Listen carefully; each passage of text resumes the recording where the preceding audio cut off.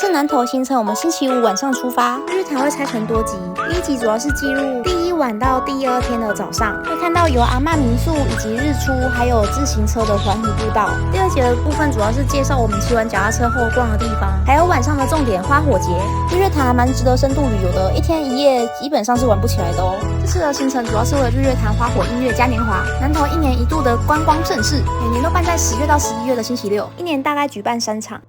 开箱我们今天晚的民宿，有阿嬷的民宿啊，我们是临时订到的。这样一晚，我们星期五入住，一晚才1600，2个人，房间真的超大，然后很漂亮很新，然后阿嬷感觉很活泼很热情，有附早餐哦。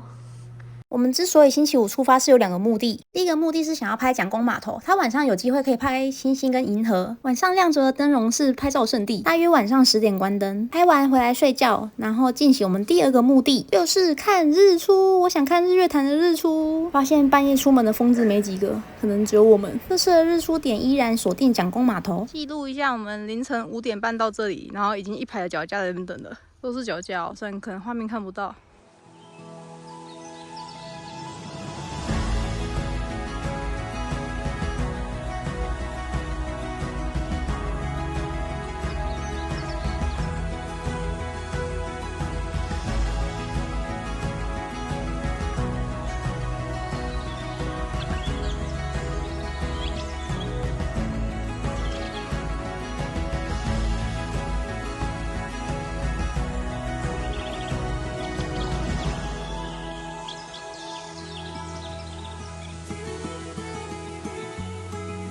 蒋公码头拍完日出了，看一下太阳升起，这个很暖和。然后这边已经有一堆脚架在卡位，这些脚架在昨天半夜就已经来卡位，他们是为了拍今晚的烟火。现在我们拍完要走回去，就是沿路走，沿着这个步道这样慢慢走回去，然后看有什么好拍的地方。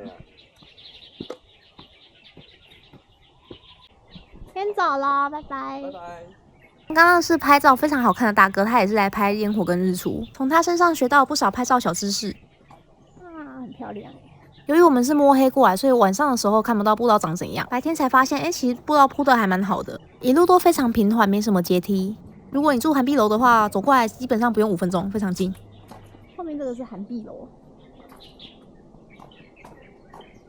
走回去的路上，等一下还会经过蒋公凉亭。个人觉得要把握早上8点前的阳光，非常好拍照哦，光线很柔美。给你们看一下刚刚蒋公码头入口。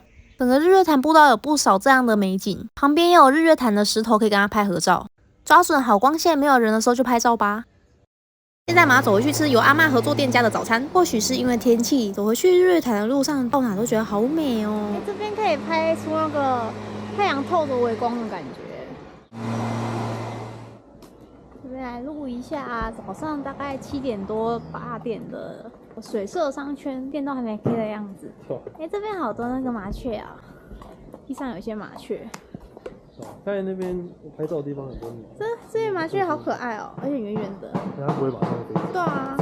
等下要吃的早餐，店面没有任何招牌，在地图上显示为无名早餐，会提供民宿专用的点餐菜单。它还有贩售一些生活小物跟玩水用品，像是个杂货店。抵达无名早餐。我现在拿到早餐喽，那现在我们要走回民宿吃，因为它没有提供内用。这是我们今天的早餐，培根吐司跟萝卜糕还可以，不雷。饮料就完全不推了。哎呀，免费的嘛。先来捷安特租车，我们有事先预约。那这是它的店面，它在水社商场的地下1楼。它很大间高级感，不会是直营店。建议用电话预约，方案会比较弹性，然后也可以问一些脚踏车的资讯，不定时会有一些特殊方案跟优惠价格。其实可以先预约2个小时就好，它其实车子会保留，然后你有需要的话再延长就可以了。店家蛮早就开了，不过比较可惜的是，我们下午5点最晚就要还车。车况跟外观都非常良好，拍照也非常上相，不过价钱也真的比较贵。对于有拍照执着的人，建议可以来这边租哦。店员会讲解日月潭的自行车路线，如果完成环湖还会有证书哦。根据性能的不同，不是每一款车都可以环湖哦。租车前建议先打电话询问店员哦。租完车我们要开始骑啦。我们早上8点取车，现在天气非常良好，开始了我们日月潭环湖步道。我帮你拍拍，停。来对季节还有落羽松可以拍。等等我们会经过水社大坝。这一路你看到的是水社段的自行车车道，骑脚踏车这边的影片主要偏记录，所以会比较冗长一点，记录了我们骑过去的一些美景风光。等一下我们会到一个交界处，这一段是日月潭环湖自行车道的木栈道，这边开始往前骑就是往象山段，蛮多人在这边休息以及拍照的，视野非常良好。那我进去应该就不用锁了吧？这一段路只能用牵的，不能用骑的哦。这一区也称作水社坝。往前骑，我们会经过出水口观景台。在骑一小段路之后，我们会抵达我们第一个主要目标——象山落羽松。这边有个公园，还有同行桥，这是我同事非常推荐的地方哦。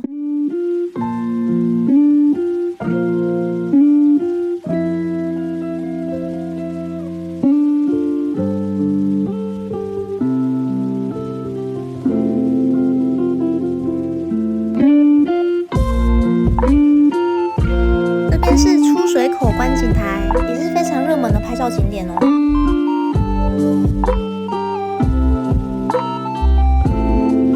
接下来是象山落羽松，可惜天气不够冷，落羽松还不够黄。这边拍起来结构非常漂亮哦。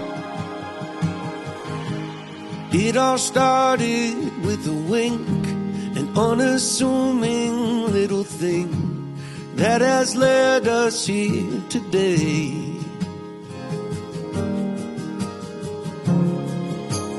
We had both loved and lost, and we'd both been on first dates, but this one was different.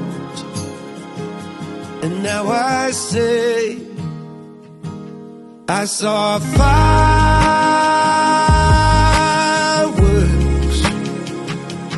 that day in every way. I saw fireworks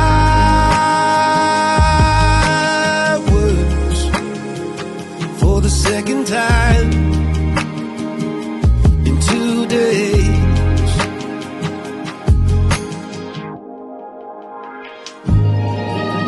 You're my fireworks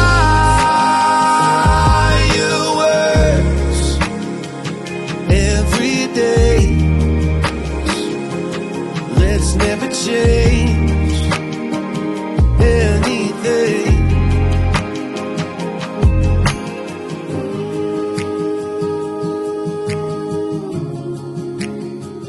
Let's never change anything. 我们从落羽松往象山游客中心骑，沿着自行车步道，我们来到了拉鲁观景台。刚刚来的路上其实有个岔路，另一边也是非常知名的景点，可以环看270度的日月潭美景。象山眺望平台，地图名称是象山悬臂式观景台。因为有时候你真的，它已经有滴水。真的，小朋友会遭遇蜜蜂危机，连我们也是哦。你看看这个不速之客，有看到吗？不只是一只蜜蜂。你帮我把它吹掉好不好？好烦哦！要传给你们来，好烦啊！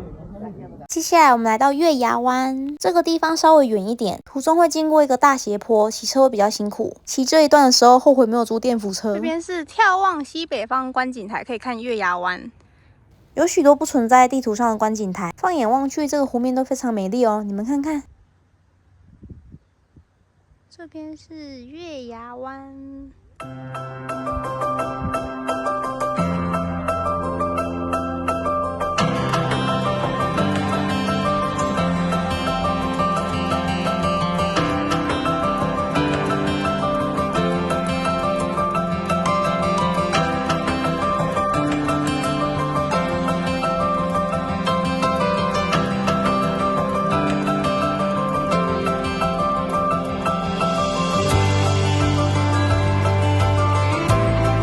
结束完月牙湾后，我们要折返了。我们刚刚去有阿嬷的民宿退房了。晚上我们是入住南投水里的芙蓉来旅，这部分的记录影片会放在第2集哦。影片中的我们位于水社码头，我们骑了一小段水社清水步道，途中会经过朝雾码头。我们骑到九龙口便折返。九龙口也有个视野辽阔的大平台。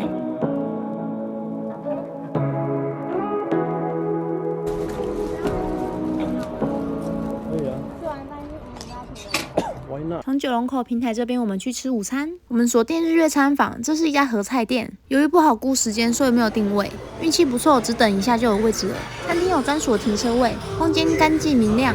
本次点了超值分享餐，这是双人套餐。这边我做一下总结，非常喜欢这间店哦，推荐多点人来吃会更好点。这是我们的双人套餐，东西都上齐了啊。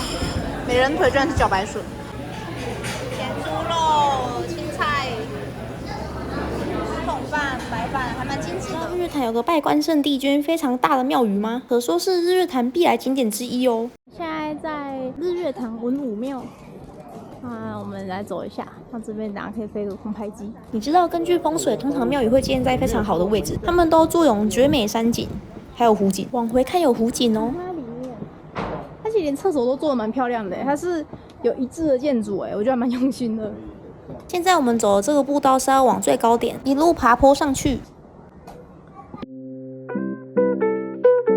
所以以前来都不懂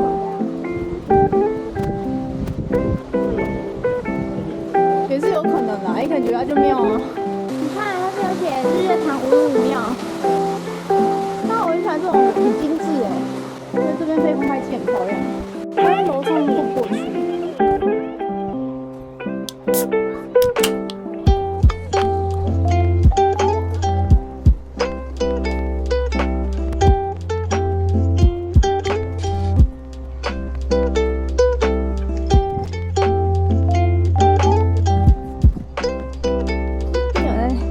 脚架卡位，对啊，那可以上得去然后我们去那边走走。那你看，我觉得这样很漂亮这个庙。情理认养，第一次看到，而且它这边的壁雕都是立体的这天笑脸。来，这边大家想怎么拍？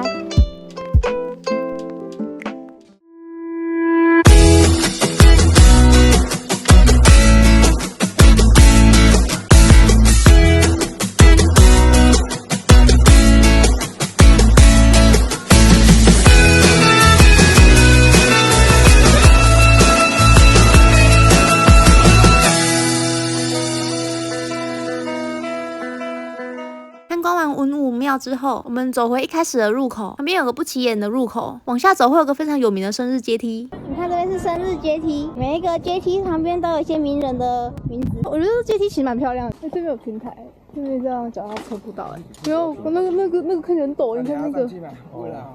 来323，黑泽明，黑泽明跟你同天生日哦。对呀。他们旁边有写这是谁？马街、傅立叶、巴哈，他们同一天接下来我们发现生日阶梯有个彩蛋，工程新一哦，对对对，5月4号，好像我觉得哆啦 A 梦也有在这边。错哦，这个东西，你生日啊？是谁啊？完全不认识。你比甘地晚一天出生。推荐你来找我看，你跟哪一个伟人同一天生日哦，或许会有惊喜的发现。第一集就记录到文武庙这边，第二集依然是日月潭周围。